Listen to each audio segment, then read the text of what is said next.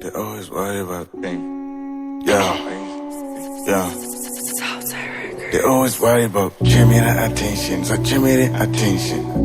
Cause Nini I'll be there. My questions to try to get my answer for everything. Sometimes effort do yega in the basa sugar. Namba kumbiri I can see like I try, you know. See I try. And I always make sure good my words I show my than my actions.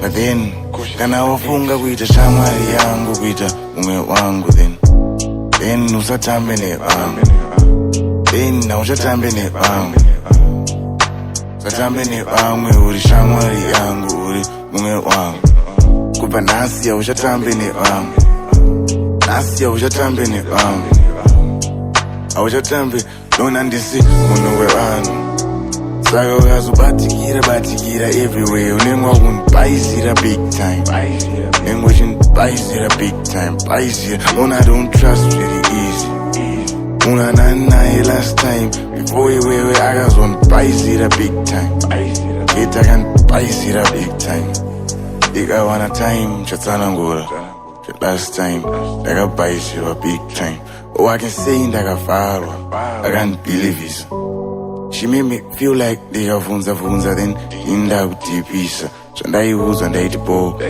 and we were close ndaigona kutaura my secrets andaisafanira kutaura pane this guy ainzi ndiye best friend this other guy ainzi he's like a brother to me zvese izvi zvazvisina basa to me cause I believe but nobody can love then lie to me at the same time I hope I shouldn't want it this time time chakuwandisa vachakutsvaga vokushaya cause nenge uri wangu ndiri wani wafunga kuita shamwari yangu kuita mume wangu then usatambe nevamwe then nauchatambe nevamwe usatambe nevamwe uri shamwari yangu uri mume wangu kupa nhasi hauchatambe nevamwe nhasi hauchatambe nevamwe hauchatambe ona ndisi munhu wevanhu Saka ukazobatikira everywhere unengwa kunibhayisira big time Nengwa chinibhayisira big time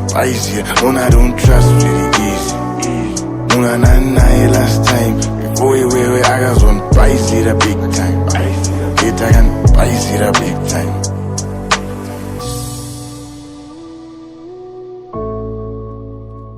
Geta kanibhayisira big time